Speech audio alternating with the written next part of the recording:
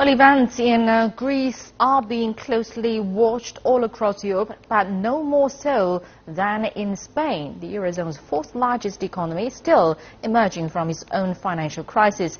But as our correspondent Dan Williams reports from Madrid, there are fears that the situation in Greece could damage Spain's fragile recovery. On the surface, the good times in Spain appear to be back. But with an unemployment rate of 22.5%, worse only to Greece in the Eurozone, this is a country still showing the scars of a double-dip recession. And there are concerns that the fallout from the Greece crisis could harm Spain's fragile recovery. There will be contagion for economies like Portugal, then Spain, and then eventually Italy.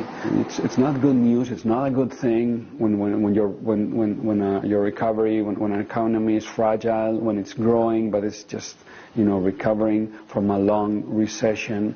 All these shocks and all this uncertainty does not help. And in fact, they act as brakes to growth and consolidation of this recovery. That fear is shared by stallholders at Madrid's Mercado de la Cebada market.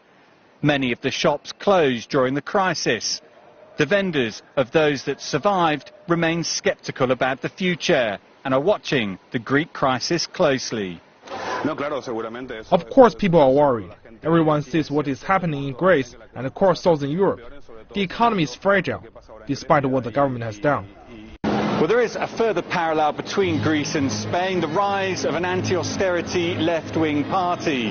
The Podemos party has made significant gains over the last 2 years, and if they were to come to power in the upcoming general election, and they too are promising a restructuring of Spain's debt of $1.16 trillion. The resolution or the events in Greece in the coming 6 months will play an important role, because if Greece is successful in its attempt to restructure its that not only Spain but Portugal and Italy and maybe Belgium, they would reasonably ask for debt piles. Okay, Greece could very well end up being a catalyst that will decide when is it that debt mutualization, when and how.